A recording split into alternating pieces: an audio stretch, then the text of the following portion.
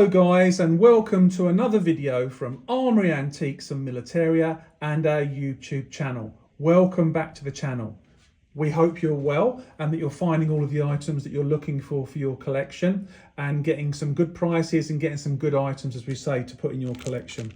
So we've been really busy. We've been traveling all over the country and visiting people and having collections come in, and we thought we'd share some more items with you on our channel today. And I know for a fact, even though this isn't a World War II grouping, we've actually got a World War I German grouping of 2 medals here. These iron crosses are always popular with people, and so we thought we'd do a video about a World War I iron cross, and we've also got the honour cross of World War I as well, the 1914-18 honour cross with swords, which we thought we'd show you as well. So if we pick them up and have a look, you can see that they're mounted on their original ribbons, which you can see are done in a nice fashion here on both of the items. And you'll see also, which is a little bit unusual, we've got them, if you like, sewn in to the ribbons. So what that prevents is literally a lot of movement in the medals and them banging together all the time. Pretty much like when you get court mounted medals in the English style. So what I draw your attention to first of all is the outstanding condition of the medal on our left hand side. Now this is the Iron Cross second class. Now we know it's a second class because if we look under the ribbon here, there's actually a loop, so it suspends from a loop on the top here, and then on the back here it's double sided, so we know that it's a second class, simple as that. Now, in most cases, what you'll find is we've got a ring underneath here. You can probably see the outline of it through the ribbon. This ring may well be maker marked and it may well not be, but most of the time they are maker marked when they're World War I.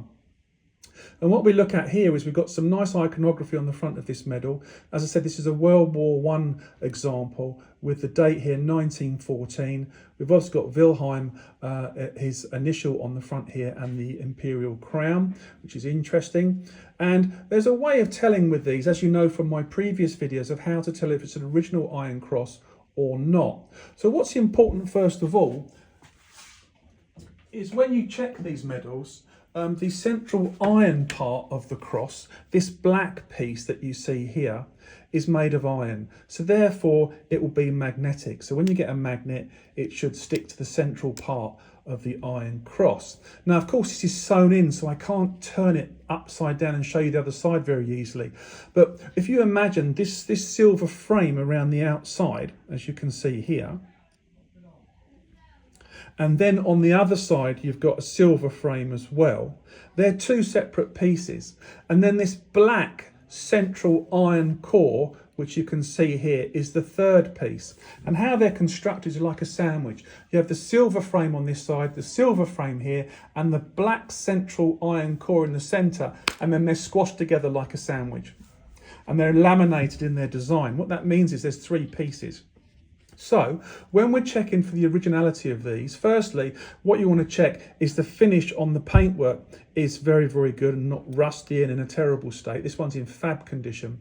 And then if we turn the cross onto its edges, you should be able to see here that we've got, if you like, lamination lines running along each face of the iron cross, even the curved parts here.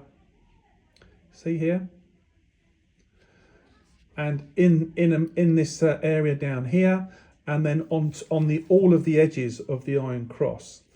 Now, I looked at one the weekend, and where you can see the lamination lines here, where it's in 3 parts construction.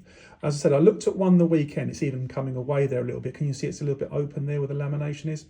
I looked at one the weekend, and it was an iron cross second class, but it wasn't a World War I one. It was a World War II one. And what I noticed when I examined it and did the tests was that when you turned it onto its edge, like I've just shown you here, and we're looking for the lamination lines on these flat edges, as I just explained, on this particular one that I saw on the weekend that someone tried to sell to me, it was all rubbed. And there were these lines all the way across on the edges of the cross, which is clearly there to disguise the fact that there are no lamination lines. So we walked away. It's clearly a fake. And that was offered to us the weekend. There were 2 actually. There was a second class like this one, but a Nazi period one. And there was also a Nazi period first class one, which is a single-sided with a pin on the back. That was fake too. They're out there, guys, be careful. And so-called professionals are offering them for sale. So you need to come to someone like us who knows what they're talking about, who will guarantee the items they sell as 100% original. Just as a little warning for you. This one's perfectly original, World War One, and in stunning condition. And as I said, you can see the thread here going across the top of it to stop the cross from flapping about, because normally I'd be able to lift the cross up and show you the other side, but I can't do that, as I've said, which is a shame, but I can assure you it's absolutely right, and the colour's beautiful. Now we've also got, as I said, the 1914-18 honour cross of 1914-18. But what I can do on this, if I turn it over and peel the ribbon up gently, you can see just here we have a maker's mark on the back of the cross, which is nice to see.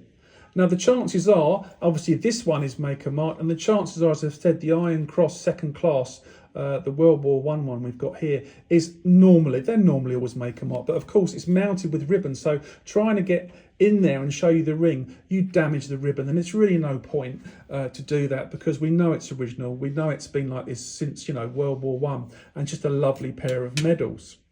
Now on the back here, you'll find we've got a felt backing and a hard card sort of insert, and you'll see it's stitched along the edges here. And in this section here will be quite a stiff piece of card, or sometimes some sort of other material. And then you've got a clasp here, which is a pin, as you can see, and you've got the little hook there where you'd put it through your uniform and then secure it with the actual loop there. So really nicely done. And you can see at the back here, where we've got the medals, as I showed you on the front here, we've got this lovely ribbon here, which is beautifully done on both of these medals. If you turn it over, they've continued that. So even the back was important to these people, where you've got a beautiful design here, rounded ribbon and rounded ribbon at the back. Just really nicely done. And it shows the sort of exceptional care and attention they took in order to put these medals on the bar. We call this a bar, a medal bar, and with the pin, very similar to the English ones that we see from World War II, World War I, etc. But the care that's been taken in mounting them, not only with the circular ribbons at the back, so it's still beautiful from the rear, but also the ribbons on the front have just been done beautifully as well. Now, as I say, a lot of the time, these aren't sewn in like in court mounting sometimes. So it's nice to see these have been put together very nicely. And as I said, the tests go on really. We said about the magnetic core for the Iron Cross, we've been through that. We've said about the lamination lines that you will find on the edges of the cross. As I've said here, you'll see that. So just if you can't see it with the naked eye, what you need to do is to invest in a jeweler's loop. Now, I mentioned this in a lot of my videos. Here's one here. There's variations of these you can get. A lot of the ones on eBay are rubbish. You've got to find a good quality one like these ones. Yes, it's plastic, but these are great. I have these in the shop and I use them all the time. They're very, very useful. And then when you hold the jeweler's loop and then you inspect the edges of these iron crosses, it really does help you to identify the lamination lines and the detail that you need to look for. Now, finally, on the Iron Cross, just before we finish the video, another test you want to do is hold them, the cross literally like this. And what you want to do is look at the gap between the silver frame, this piece here, and the metal of the Iron Cross, the black part. And you're looking at the gaps along these lines, along here, along here, along here, and you will see, and you'll also put your thumb under, you'll get these thumb catchers, because there will be a gap, as I've said, when it's put together along these lines. It can't be helped. It's a natural process of how these were made. So yeah, look out for that as well. That's a very good sign. You will find they're not totally tight and flush, and another good giveaway for when you find fakes or reproductions of either the World War I Iron Cross second class or the World War II one. Well, look, we hope you've enjoyed this video. We hope you found it useful. These Iron Cross ones are always popular with you guys out there. If you've got any comments, please put them down below. They're always welcome. As long as they're not provocative and they add to the knowledge around the medals that we're talking about, we're happy for you to contribute and to help young collectors learn more about medals and the like. These are available at Armoury Antiques and Militaria down here in Tavistock, Devon, where you'll always be made welcome by my wife and I in our antique shop.